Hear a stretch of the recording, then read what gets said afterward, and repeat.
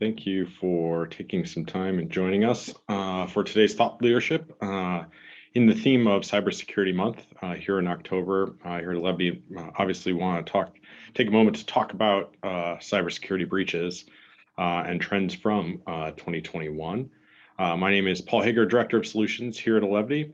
Whether you're joining us as someone who's not yet an Levity or GFC customer, welcome. And for those of you that are, thank you for your business. I certainly want to always start there, just our appreciation for you spending some time with us this morning, and hopefully you find some things that provide value back to your business. We're going to provide some takeaways to this webinar that we're hoping for. It's just to, obviously you probably came here for an update on where we're at in the state of cybersecurity. We're going to go through the Colonial Pipeline attack specifically, and I'm going to break down that breach both from kind of a timeline perspective as well as a technology perspective, get into some insight about just using one example, right? I'll highlight a few other major breaches that have happened in 2021. Unfortunately, I can't keep you all awake and on a webinar long enough to go through each of them. So I thought taking just Colonial Pipeline, which is a great and unique example of where we're at in our state of security and just some of the commentary about that, right? They attacked critical infrastructure, and an important part, it got visibility. Everybody heard about it. If you're in IT leadership, sometimes IT is in the background, supporting a business's objectives, not always in the forefront. Security came to the forefront for that moment. And I think that's why, if I can educate a little bit to you, hopefully you can take some of that back within your own business, share that within your own leadership teams, and hopefully continue to convey the message that IT should be an offensive weapon that propels your business forward and is a differentiator over your competitors. And you can't be offensive if you are playing defense or losing defensively because you don't have the right pieces in place to deal with modern security attacks. And then we're going to talk just very briefly. I promise you it's mostly going to be about breaking down Colonial Pipeline, educating you about the threat actor dark side as an example of ransomware as a service, as an organization. But then we're going to talk a little bit about Levity's response to that and some of the best practices that the NIST, the National Institute of Security and Technology, CISA, the FBI, all have guidance around ransomware. And what is Levity doing to distill that guidance down into actionable, consumable offerings to help our businesses here in the Midwest be able to get on offense when it comes to their technology. So thanks again for joining us. Should be about 45 minutes, I would say. We'll have time for questions at the end that I'm happy to take live. And then, we have a follow-up and takeaway for everybody to hopefully be able to share as well. So thanks for joining us, and hopefully you're following our entire series in cybersecurity this month. So let's dive into it. So what's changed in the world? A lot has changed in the world when it comes to 2020 and 2021. Politically, health-wise, just the world seems to have changed. What hasn't changed is the bubbles in the background here are, again, all of the breaches that have occurred and the level and the number of records that have been lost. And it is so easy to get into a state of apathy and to say, oh, well, the bad guys have won, and so woe is us. Our social security numbers must be known by everyone already. Who cares? We have to care. We have to care here in IT, and we have to get on offense in order to get ahead of what the bad guys are doing, because they are running successful organized crime organizations, and they're making money doing it, and they're investing that money in offensive attacks that we need to respond. And unfortunately, that does oftentimes require budget, but hopefully you get some takeaways here today, again, to go back to your leadership and talk about it. Whether we look at the cyber attack and trends report from SonicWall, or we're going to look at Verizon's data breach report, which is also kind of a bellwether in the industry and an industry standard, we can see that the idea of just sending out malware and just hoping that people download and install it, that is in the decline. But ransomware is massively up in 2020, 2021. And you can see that, there's an increase in encryption-based threats. There's a huge increase in intrusion attempts. in cryptojacking, trying to just steal crypto money, since crypto wallets live digitally. If you get the wallet, you get access to the cryptocurrency. And then the massive increase in ransomware and the increase in IoT attacks, which are really a statement to our vulnerability management. When we say IoT, we are talking about Internet of Things, devices that we have internet enabled, TVs, toasters, cameras, all these things that now start living on our networks and have intelligence that, I can say, hey, Alexa, turn on bedroom lights, which is really helpful to me at night. But those are all devices, my lights, my Alexa, that are IoT devices that are threat surfaces. And those in a business environment increase your threat surface that you need to manage. But when we deploy these mini devices, when we internet enable a refrigerator, are we doing the patching because we find out that there are bugs and there are vulnerabilities in the embedded operating systems, oftentimes old versions of Linux that get embedded to run these IoT devices? We're not staying on top of that patch management. Mostly because it's a blind spot, we just don't know about it, which means we need to get better tools, that is doing internal scanning, looking at vulnerabilities, looking for open ports, all of those sorts of things. And then, of course, the rise in ransomware. And that's obviously going to be a big topic today as we look at the Colonial Pipeline attack.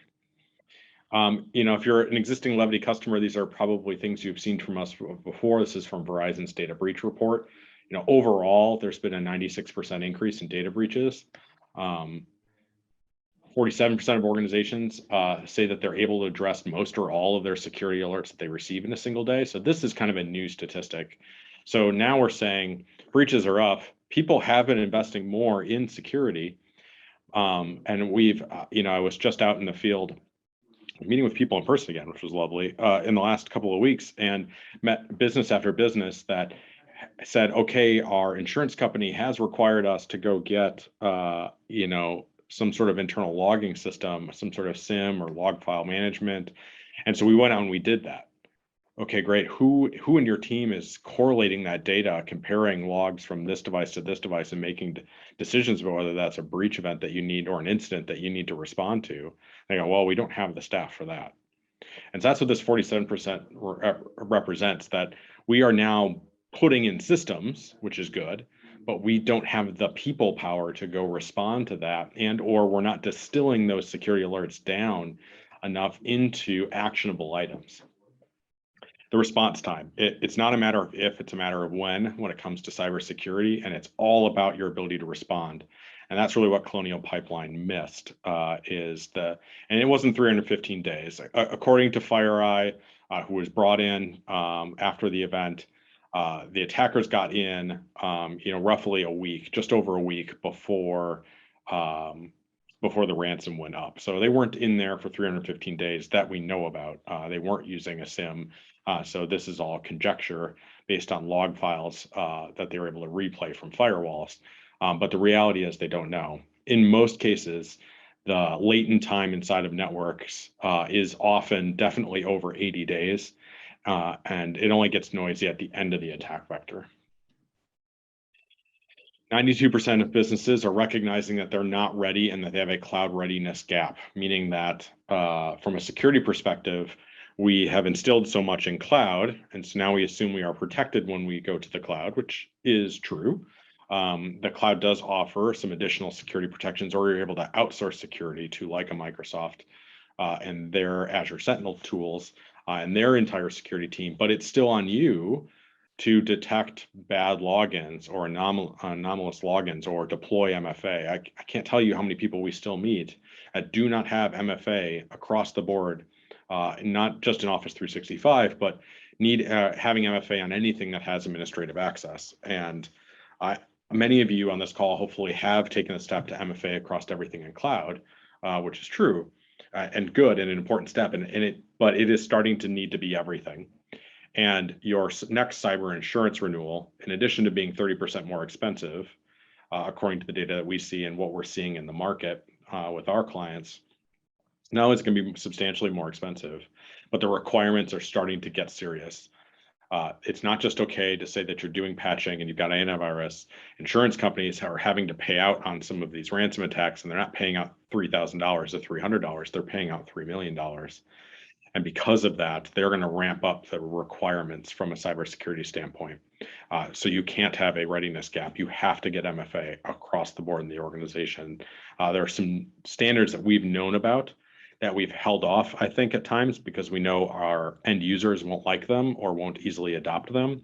And that's just not available anymore, given how offensive the bad guys are being.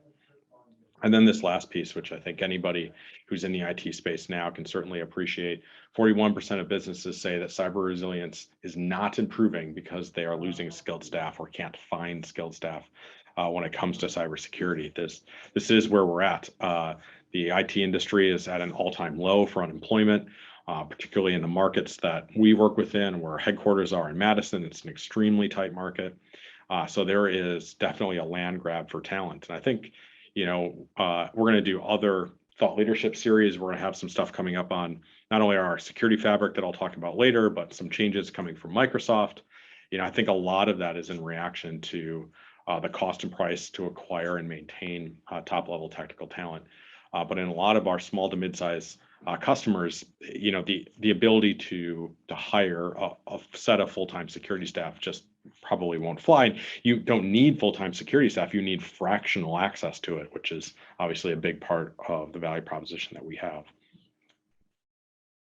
We've had this massive rise in ransomware, and we've been talking about it for a couple of years.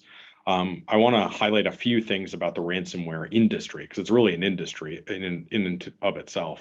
First of all, ransomware attacks have been a successful business model for cyber criminals. In 2020, operating organizations like the dark side that executed the Colonial Pipeline attack, or at least the authors of the tool, whether it was an affiliate that did it, have made roughly, we will never know the full amount because so many cyber attacks go unreported, but at least publicly known $350 million in ransomware payments in 2020. And that number is only doubled in 2021. So the overall marketplace is extremely mature, meaning that people are hiring. They have customer service staff available in a chat thread to help facilitate you buying and paying them the ransom and cryptocurrency. They are mature enough that they have best practices. DarkSide came out and tried to make a comment that they weren't really behind Colonial Pipeline, that it was one of their affiliates, and that they feel like they were too mean in the chat with Colonial Pipeline, and that's not the organization that they want to be viewed as. So just process that for a moment.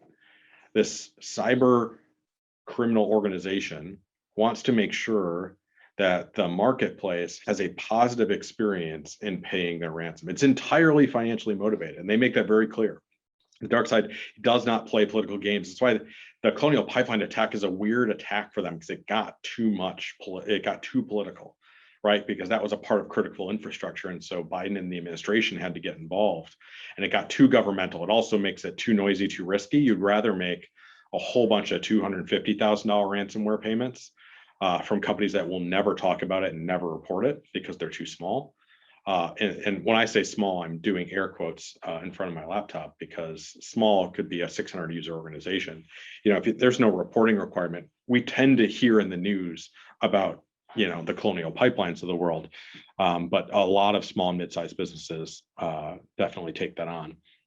In addition, ransomware operators are creating these affiliate concepts where you can take the dark side created ransomware and you go utilize it. So you can be an affiliate, you can take their ransomware code. If you can get it into a network, then you pay a percentage back to DarkSide for writing the code.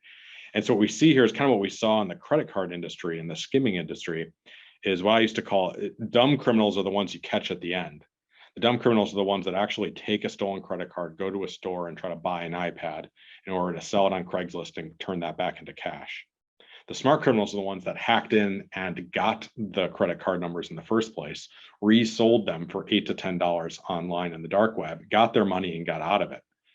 Where it's very difficult for, and not worth it for, the FBI in a lot of cases to go after, prosecute, attempt to find or track down those higher level criminals. Ransomware is doing the same thing. It's created this burgeoning industry for new companies to come out and create what are called initial access brokers. So those are people who then just do the hard stuff. use passwords that are known on the dark web and not hard, and get into environments. And so you'll have one organization selling access to an environment to another organization who will then just use the code from DarkSide's code base and share in the profits with them. And DarkSide will provide backend customer support for the payment. And they just broker the interactivity. So now we have 3 organized crime groups, really 3 criminals and 3 criminal organizations involved in a single attack. And you can see here on the graph on the right from, again, this is from Verizon's breach report, that the motivation is, and it continues to be substantially financially related and on the rise. These are organizations that are just trying to find ways to make money and find ways to make money using technology instead of drugs or other methodologies. So as we start to look at and dive into Colonial Pipeline, one of a phrase that I think we should keep close is hackers don't break in, they log in. We have this vision of what it gets portrayed about hackers in the movies or on TV. And the reality is it's a lot less sophisticated than that. It's people who have reused passwords in a website that's been breached that then repeat that password at their corporate network or their corporate VPN. And that is the entry point to Colonial that they believe. They believe, they saw that the account that was the VPN that was accessed on April 29th, which started the attack, was from a user that was no longer primarily active. So there was a cleanup issue in VPN accounts and in Active Directory accounts inside of Colonial Pipeline. And the password was a part of a known breach. That was it. They logged in. There's no fancy, they convinced the secretary that they really were Microsoft and downloaded some software and did something really crafty. They just used a known password and logged into the VPN and connected to the network. If you're on this call today and in the technology space, you could have done those steps. I guarantee it, 100%. You could all be criminals today. That's why this is financially motivated, right? And it's passwords. It is absolutely passwords. The number one spot, the misuse in breaches is privilege abuse. It is getting passwords, getting into accounts that don't have MFA. It's banking on the fact that you don't have the right logging systems to know whether even a good use of a password is the right user, right? Is that person still in the organization? Do they normally log in from Ukraine? You're not seeing that data. You're just assuming the password is all you need in order to authenticate a user. And that's just not enough anymore. So let's dive into it. 2021, it kind of has this weird escalation from May and June that I think is just really interesting to kind of go through. On May 7th at 5 a.m., a Colonial Pipeline employee found an electronic ransom note demanding millions of dollars in cryptocurrency. Within 70 minutes of discovery, Colonial Pipeline shut down all 5,500 miles of its pipeline. Not a month later, on June 2nd, employees at JBS Holdings, one of the largest meat companies and a major beef supplier in the United States, woke and they found a similar message, and that CEO paid $11 million. Colonial Pipeline paid 4.3, got 2.3 back. They paid 2. That's $13 million in ransom paid to bad actors that will go into hiring more staff, developing more software, more variants in ransomware. It's just insane numbers. And then days after that, in June 3rd and 4th, the ferry service that shuttles sightseers to Martha's Vineyard met the same fate along those same lines. Even a global pandemic did not deter malicious actors from targeting facets of everyday life, from tourism to life-saving medicine to our critical pipeline industry. Who is Colonial Pipeline? They're founded in 1962. They're based out of Georgia. They're privately held. It's one of the largest pipeline operators in the United States. It provides roughly 45% of the East Coast fuel, including gas, diesel, home heating oil, jet fuel, and military supplies, which is why the government got quickly involved. Transports about 100 million gallons of fuel daily, spanning across Texas and New York. And this kind of critical infrastructure hit of a private organization really brought to bear how at risk our supply chain can be in a very quick way. And I think that a partner of a law firm said it really well, kind of reflecting back. John Reeder, who is a West Point graduate, comes from a technology background, has been inside of US government as well as a as a service member, now as a partner in a law firm, helping public figures, nations, and representing them from a technology and law standpoint. I think you said it really well. From the perspective of vulnerability, the Colonial Pipeline attack was a significant wake-up call, a Pearl Harbor moment for cybersecurity. Although federal authorities eventually recovered 2.3 of the 4.3 million in ransom paid, the dark side hacking group still gouged a 7-figure Bitcoin profit. Headline news reported panic, social disruption, and a crippling lack of fuel delivery. This and other recent attacks, referenced below in his article, highlight a serious and growing threat to our national security, which is why, in response to this, Biden added a new ransomware initiative. The government sees it. They're trying to publish more information, and we'll share some of those resources that even the FBI is trying to put out there. They can't keep up, and they are trying to, use public and private alliances to continue to help businesses. This is what the bad day looks like. So when you come in, and this is up on your screen, this is the final output file, and then the screen lock I have in the next page. So when you see this, your next call is to Alevity, and we start working with you on it, right? So your computers and servers are encrypted, backups are deleted. We use strong encryption. Follow our instructions below in order to do it. You'll see that Colonial Pipeline was a part of this new trend in double ransom. So they uploaded 100 gigs of data that they felt was most likely to be most critical. So that's what they were doing between April 29th and May 7th, was evaluating what data they felt was going to be the most private. And they uploaded that so that the ransom was one amount to unlock their files and another amount to not publicly release the data, which again, you're trusting an organized crime syndicate on their word that A, they're going to give you your files back, and B, that they won't release it. So you can see here they try to get out ahead of that, right? We value our reputation. If we do not work with our liabilities, nobody will pay us. This isn't in our interest. All of our decryption software is perfectly tested. We'll decrypt your data.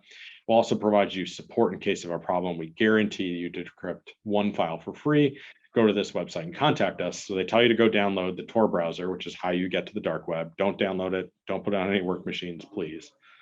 That's how you get to the dark web, and there they list their website on the dark web, and that's how you can get in touch with them and start working through the ransom. This is what Colonial Pipeline saw. So the ask for 2 million in Bitcoin now, or 4 million later, and you can see there's a timer that is running on it, right? They want to create pressure and force you to make mistakes and force you to make decisions very quickly. And if you don't have a strong enough cybersecurity team, you don't have a strong enough incident response team, you are going to start to feel like you don't have enough time. And you can see there's time left before the price doubles on the left, and there is the time on the right counting down to leaking your data slowly but surely. And they will post on the web and give you a nice quick link to where they're posting your very private data. And then you can see on the right, that's the chat support window, where they will actively have a conversation with you, help you buy Bitcoin, and help you get through your process of paying them their ransom. It's just a very scary screen that unfortunately we get brought into multiple times in a year. We have our own what we call CAP, or Client Action Plan, but our incident response team, is it's more known. We call it internally CAPS, to help our customers respond quickly when they have cybersecurity events.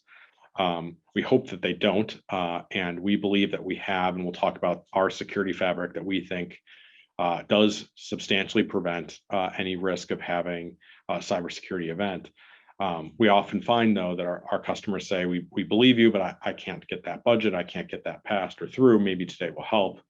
And so we still do support some clients that aren't fully into our security fabric, and unfortunately, they have often fallen victim, and we find ourselves having to do recovery and remediation work every year. And it's not what we hope to do. We do it very quickly, and we are typically able to restore control of client networks, but insurance companies get involved, money gets lost, loss of business and reputation is definitely impacted, and we prefer none of our clients experience that. So let's walk through Colonial Pipeline. We're going to go through the timeline of what this all looked like, and then we're going to talk through some of the technical side of it as well for those geeks on this phone call. So really, the dates before this is April 29th is when they log in over a compromised VPN credential, and they start working on it. So they don't launch it on the 6th. The 6th is when that screen goes up. They steal 100 gigabytes of data before locking computers and demanding payment. On Friday the 7th, Colonial Pipeline paid, so they made a decision to pay very early. And it wasn't, they say nearly 5 million in this headline, but it was 4.3, hoping to get two of them back. They had no intention of paying the extortion fee, but they did actually go out and make the payment, which they would later admit to. Saturday, May 8th, they issued their first statement. The U.S. government gets involved since this is involving critical infrastructure. So FBI, CISA, NSA all get involved.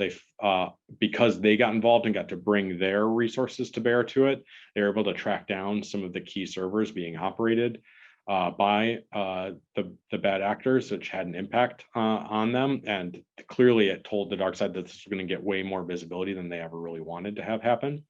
And so they, have to make the public statement that we hope we never have to make as a business, right? May 7th, the Colonial Pipeline company learned it was the victim of a cyber attack. We've determined this incident involved ransomware. We proactively took certain systems offline to contain the threat, which temporarily halted pipeline operations and affected some of our IT systems. Upon learning the issue, they engaged a leading third-party cybersecurity firm was engaged, FireEye. And they launched an investigation in the nature and scope of this incident, which is ongoing, and we've contacted law enforcement and federal agencies. At this time, our primary focus is the safe and efficient restoration of our service and the efforts to return to normal operation. The process is underway, and we're working diligently to address this matter and minimize disruption to our customers and those that rely on us. So very well stated. They don't state at this point that they paid the ransom, even though they have. At this point, it's believed. And they had to take things offline, which is a statement to their incident response plan, had to be to shut stuff off, that they didn't feel like they had the log information and they didn't know soon enough. This is already days in, and the attack started over a week before. Means they did not have a SOC. They did not have a security information management system telling them exactly where the bad guys were and what they did. And so they felt like they had no choice but had to start pulling systems offline because they couldn't let the infection spread even further. And, that ultimately, led to this kind of continuum down the path of the Department of Energy getting involved and whatnot. So the dark side, we believe to be involved at this point. The Cybersecurity Infrastructure Security Agency, CISA, and the TSA are involved. Colonial is not making any further details about how long things are going to be shut down. So there's financial impacts in the market. People are freaking out. This commodity is now not going to be available. Biden's administration gets involved, and because we need to restart this pipeline as quickly as possible. So we get a second statement then from Colonial Pipeline, again trying to maintain their security and that their focus is on the restoration of the pipeline operations. By Monday now, we have statements about where we think this came from. And again, it's not, the thing about Russia is, yes, it's just the law is structured that it's not easy to prosecute online people that are in Russia or in some of those Soviet territories. There's also an understanding, there's kind of a silent understanding between these threat actors and the Russian country that you don't attack .ru. I mean, you don't attack Russian companies. And so we'll let you live in our walls, and we won't, unless we're forced to, really get involved in prosecuting you. But in trade for that, don't attack our companies, and that gives Russia an advantage in the global marketplace from their country's perspective, which is just interesting. So the FBI finally makes a statement, officially naming DarkSide as the ransomware responsible for it. Colonial Pipeline makes their third statement with a goal to get a service operational by the end of the week. Then they make a fourth statement about the restoration strategy. That a certain portion of their pipeline is operating under manual control, and that their main lines are going to remain offline, and some lateral lines they started to make operational as well.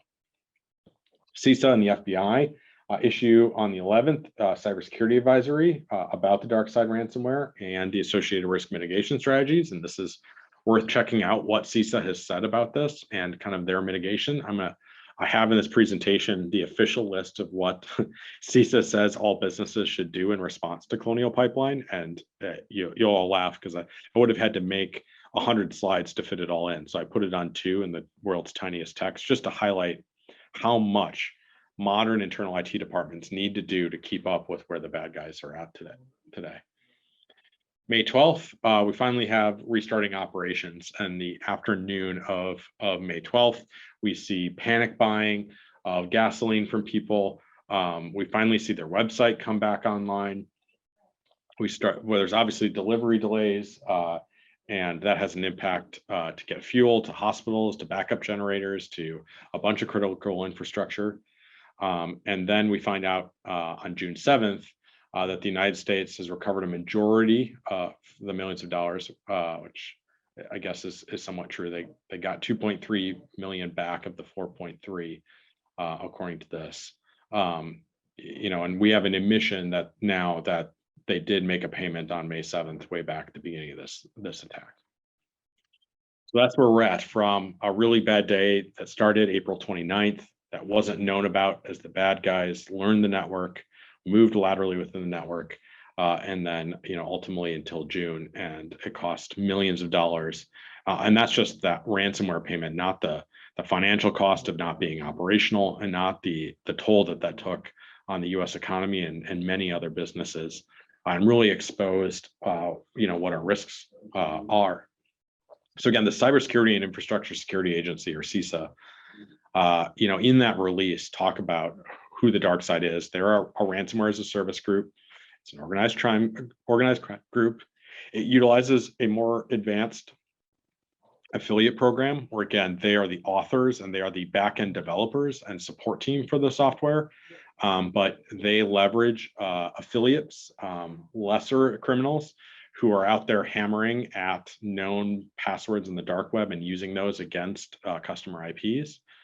They attempt to provide, and I talked about this earlier, kind of a professional layer of customer service, and they don't want to be viewed as bad guys, even though they're bad guys, which I think is just hilarious. They've even attempted to make donations to nonprofits to try to spin themselves as kind of a Robin Hood, right? Steal from the rich and give to the poor, and continue to maintain a positive relationship so that they're viewed as trusted, right?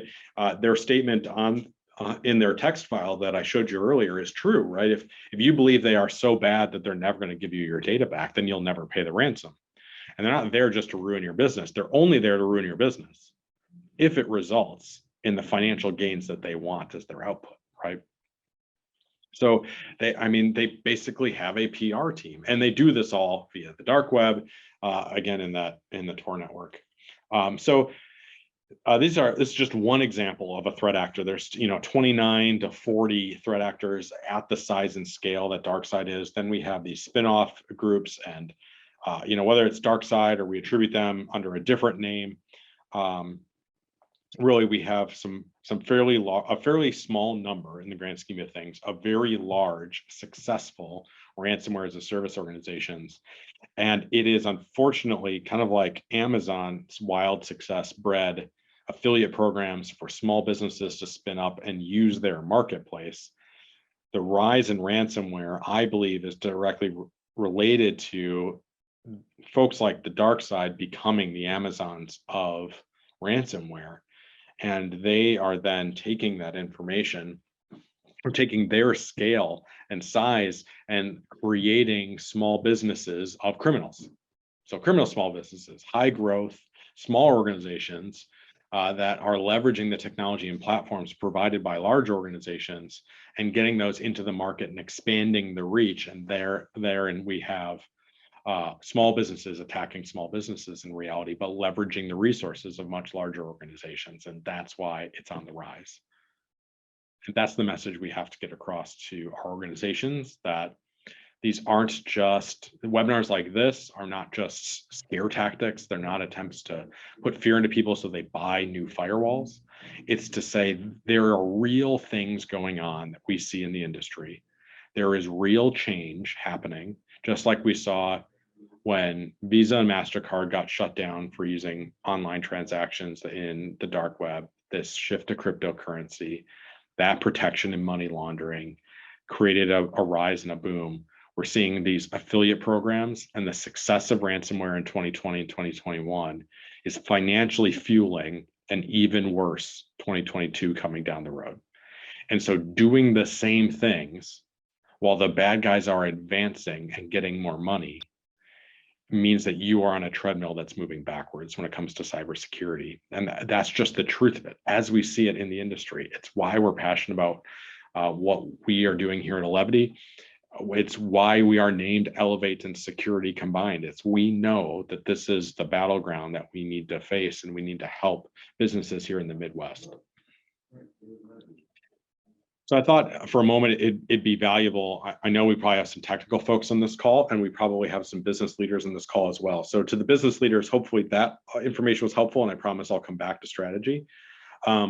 But part of what we want to talk about is the nuts of the bolts of the security of it as well. And so for those technical people, I just thought I would walk through kind of what DarkSide does and some of the ransomware tools and the process that they have. So they kind of have initial access, execution, evading defenses, doing discovery to find out more about the network, make sure that they are going to be able to come back. Persistence is they want to make sure that if you accidentally find one machine, that their infection has gotten much further. And then lateral movement within the organization, exfiltration, meaning getting copies of that data out, and then impacting the network substantially, and ultimately, making sure you have command and control. Back to Cobalt Strike servers, which are ultimately what the FBI got involved and was able to take down as well. So you can see here they got to get in, and the starting block of this is still, often phishing credentials, sending emails, getting people to fake Office 365 websites, getting their email, their password, and then trying that password not only in Office 365, but VPNs, remote desktop, every way that they can to get onto a machine that is inside the network. Because with that privileged access, with a credential that has access inside of the network, they're banking that you don't have the tools in order to detect that login as being stranger than anything before it. And then they can start going through their process. So running their execution steps, running their discovery steps to find more, moving laterally, making sure that their product comes back, that the tools come back. If they get wiped, they get deleted, they don't get downloaded, they're pushed out as a part of scheduled tasks, as a part of a group policy, getting into a net login scripts, making sure that they get really wide and ugly and get into the details inside of every server and every device that they can. And now this exfiltration step, right? They're trying to get data out. And they're using services like Mega that gives lots of free storage that's in the Soviet territories where it's unlikely to be discovered. They're gonna use tools like 7-zip to group it all up. And so we call out some of these in this grid because these are the types of activities that can lead to an indication. These are all indications of compromise, right? These are all IOCs. This is what Sophos is saying as they've looked at threat activity inside of an environment. These are the things that we can look for. So again, to break that down, there's that initial attack. The first step in any DarkSide attack is gaining access to their systems and networks. They do this in 3 ways, right? They brute force the password, they provide phishing emails or malicious links, or maybe they use a known vulnerability, right? They use a vulnerability to get inside and get access to a VPN directly that way. Recent emails that DarkSide have used is malicious Google Drive links or Dropbox links with zip archives with a backdoor in them, or in this case, right, just a bad password that was known and available on the dark web that they were able to just enter in and get right. Attackers don't hack in all the time, they log in. The only hacking in that goes on here is using this vulnerability. And arguably that's not hacking, that's a known vulnerability that has been out. And it just means that we as IT teams need to be on top of patching really aggressively because we know these CVEs are coming out, these critical vulnerabilities.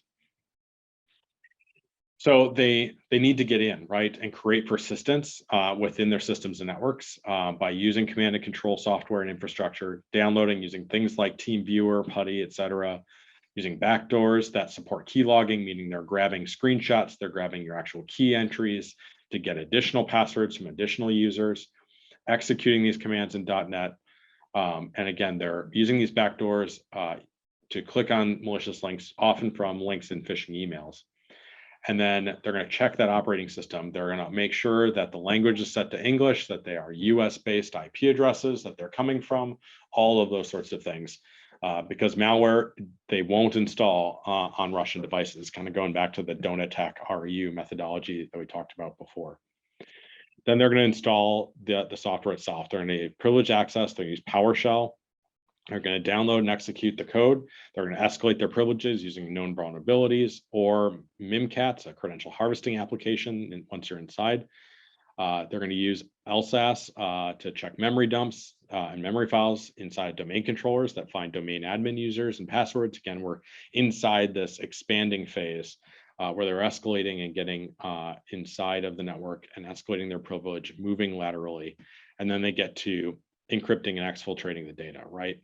Having downloaded the malicious code, gained privileged access, gotten wide, made sure they had persistence in the network and could come back after collecting as much sensitive information as they want. They're going to copy that. They're going to get that off of their website. And then they need to make sure that they have not only covered their tracks, but made sure that you won't be able to recover, which means they're going to go after SQL. They're going to shut SQL off so that they can get good encryptions of your SQL database, because SQL won't accept that because the file will be locked as the database is running live. They're going to make sure to target backup software. They target known major players in backup like Veeam or any of the other major players, not just a Veeam problem, but they know who the players are and they go after backups right away. They turn off shadow copies right away. Again, these are all indications of compromise. If we see a program programmatically trying to stop a SQL database at an odd time, that should be sending up red flags. And if you had the right software and the right real-time tools, and you had the bodies and staff to react to it in real time, like a security operations center, you would catch these steps, because these are some of the first steps they do, is start to go after the backups. Backups are so critical. And a big part of that is having an air-gapped backup, one that is not available on the network, because you don't have to pay a ransom on data that you already have. Okay, you don't have to pay a ransom on data you already have. Backup is so critical. And one of the critical guidances that has really changed the last couple of years is to make sure you have that air-gapped backup on a NAS device at another location that is still accessible on the network when they do a network scan and they go wide in the network. Probably isn't far enough away anymore. That's not air-gapped, that's still on the network. Another location isn't good enough. It needs to be something that is in the cloud and unmapped to things on premise, or we are kind of getting back to some of the old days where there should be a hard drive that is physically disconnected from the network that has a copy of the major network items. Then they encrypt all the data, they send the ransomware note, and they're on their way. All of that happens in very short order. And just like your business, when they find out they have a really big opportunity and your whole team kind of rallies, sales teams rally, technical leads rallied to go help win that next big new deal, you better believe these organized crime groups have that same methodology, that they have a hacker of the month, employee of the month, and whoever brings in the biggest deal, and a whole team of people go into the incident response of a incident that they want to respond to and make bigger. And they're banking that their team is reacting faster with more resources and more people than what you can bring to bear to stop them or detect them or get them out of the network. So what is the FBI and CISA? We talked about there, and they use Colonial Pipeline as well as this statement, this line in the sand that we need to do better as a nation. We need to do better as businesses and get out ahead of that. So no problem, your taxpayer dollars are hard at work, and they have just given you these very simple steps to protect your network.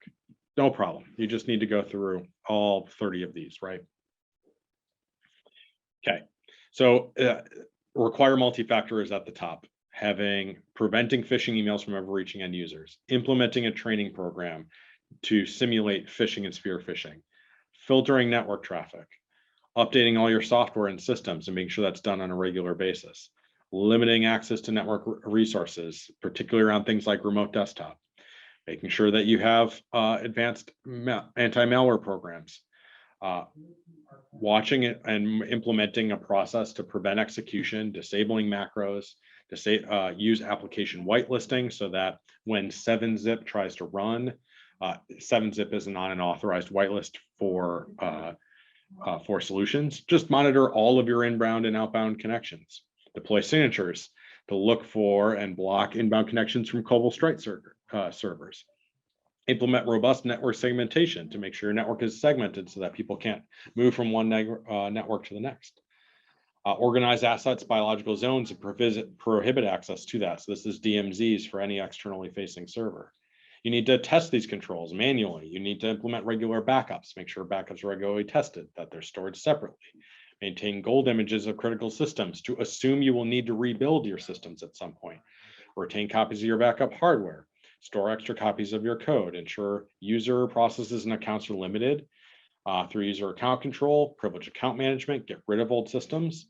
And then ultimately, their advice when you have a bad day is to isolate your infected systems, turn off computers and devices to get out ahead of it. That's what our government gives you, is a list of to-dos. And so if any of those things you're not doing and you need help with, certainly reach out to us. But it's a long list, and this is just the start.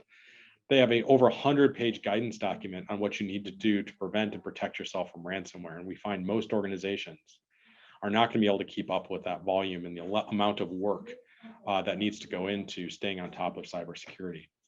On top of that, in the market, this is just a idea from Cyberscape, just some of the products that have come about, right? So when we see challenge in the industry, this creates opportunity for commercial businesses to come up and create a whole bunch of really good technology tools, but it's a whole bunch. Which ones do you select?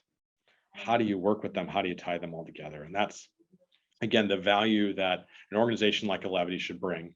I have the opportunity to lead our emerging solutions evaluation group, or our ESE, here at Alevity. We're constantly evaluating vendors and technologies, and not just for who is the latest and greatest, not who has the fanciest PowerPoint presentations, and there's only technical people and thought leaders in this part of the team that I work in. There's no sales staff. It's not about what vendor is giving our sales reps the most money. That's not a conversation that's allowed, and it's not, those people aren't even in the room, because that's not what it's about. It's about making sure that we have the most comprehensive offering, and we have distilled down this complex technology challenge that it faces our businesses today, and bring it into the right vendors and then the right tools to bring it together. We had our new fiscal year here starting October 1st of 2021. We operate on an October fiscal here at Alevity. It gives us a chance to pull the team together, provide some education, and for us to share, our next evolution of what we have to offer here at Alevity. We call our Alevity versions version 1, 2, 3, and 4 with flavors in between: 2.5, 3.2, 3.5. What we announced here in this October, and we're gonna have a whole webinar dedicated to the cybersecurity fabric and our 4.0 security offering, but we're calling it 4.0, and we're calling it the Alevity Security Fabric. And it starts with some critical tools, because tools are a part of this. If you don't have enough security tools, you won't be successful. We can't plug all the holes in your dam if we don't have the plugs to put them in there. But we really changed the game here going forward at Alevity with some strong partnerships in SIM and SOC and integrated tools that reach into the APIs and reach into the agents of these underlying technologies. We believe strongly in our EDR tools like SentinelOne. We believe in cloud through Microsoft and Office 365, through managed Fortinet firewalls or managed Meraki firewalls, through our patch and patch management, through our partnership with ConnectWise. And we definitely view Mimecast as the leader in security technology when it comes to email security.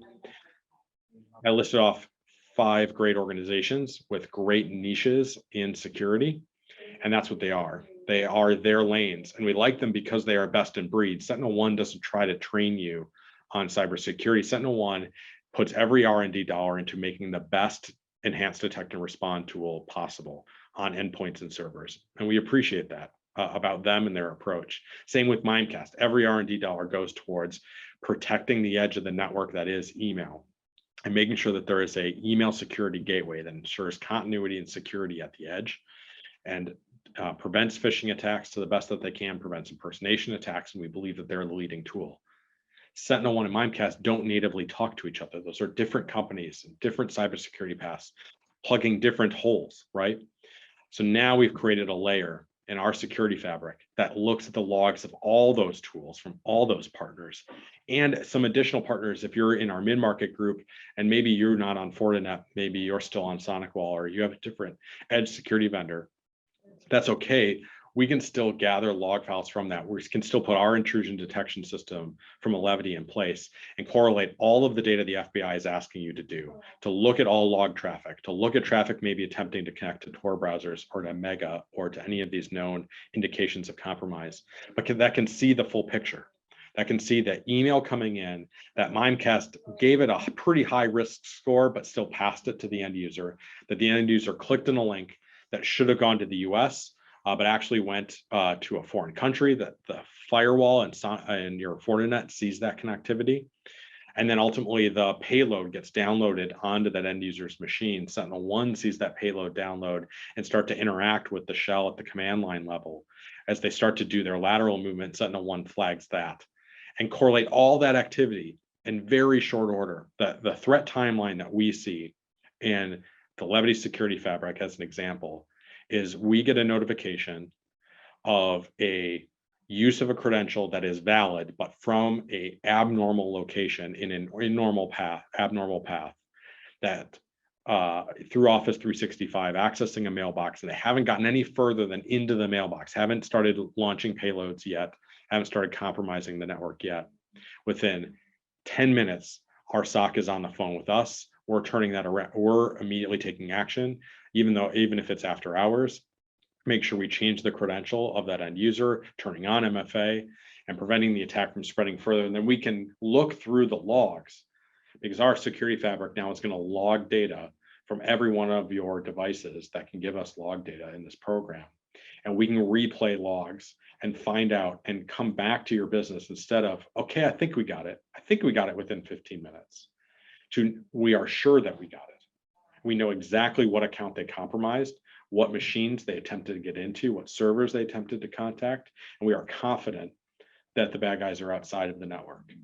That's the piece that's missing. The correlation, the ability to replay the logs and go back and give an answer. Colonial Pipeline to this day, even with all the resources and expense they put into it, they just weren't collecting enough data to confidently answer that they had the bad guys out.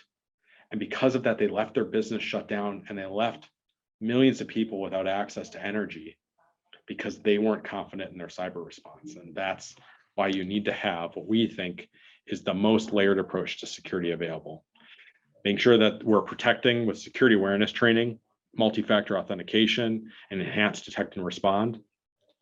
That we are able to see what's going on in the network from managed network security devices, and that ultimately that a SIM, security information and event management software needs to be running and logging everything, and that data needs to be correlated and run through really advanced algorithms so that we're not getting noise, so that we're not becoming part of the 47% that can't respond in real time. And then ultimately the SOC, the people whose eyes are on those alerts to be able to respond to those things in real time. And then the underlying current, the FBI said it, we agree with it. Your backup is your best defense. You don't need to pay a ransom for things you already have and own. So making sure that you have a solid backup and DR strategy that is tested and validated and monitored, maybe even by an outside third party, and that you have copies of data that are going off site or off network that are air gapped from where the bad guys can go after and get that data. So whether it be, what are some of the things, if any of this is interesting, certainly reach out to about our security fabric or how we're responding to modern threats. Reach out to your account representative here at Levity. If you are not an existing client of ours, even if you are, if you want to engage with us, what we call a T360, where we analyze the business from an operational maturity level all the way through to cybersecurity and strategy. Or maybe today has left you thinking, boy, I think I need to get this message across. So what can we do about a cybersecurity assessment, where we come on site and walk through the NIST cybersecurity framework that the US government helps and provides us, that we're trained on, and that we can walk through NIST with you to find any gaps and provide strategic recommendations to your business. So if you feel like you want to take that next step, and that maybe an assessment is the right next step, or if you're really interested in what our new security fabric is and what this offering would look like for your business, reach out to your account representative, or head over to 11dit.com/no more breaches. That's what we're after today. No more breaches. And let the team know that you want to raise your hand and get better at your cybersecurity within your business. Hopefully you participated in our cybersecurity poster program and got access to and have some of those great posters that we see. We have them up in our office. It is Cybersecurity Awareness Month, and we certainly want to help you be successful in launching that within your own business and your own training. So with all of that, want to take a moment to give people a chance to ask some questions. And thanks for joining us today. We will send out this information, share what we can from the deck and resources to help with any of that as well. But I'll pause here for a minute for any Q&A. Otherwise, right at the top of the hour, and we will let you all get back to your day. But thanks for joining us.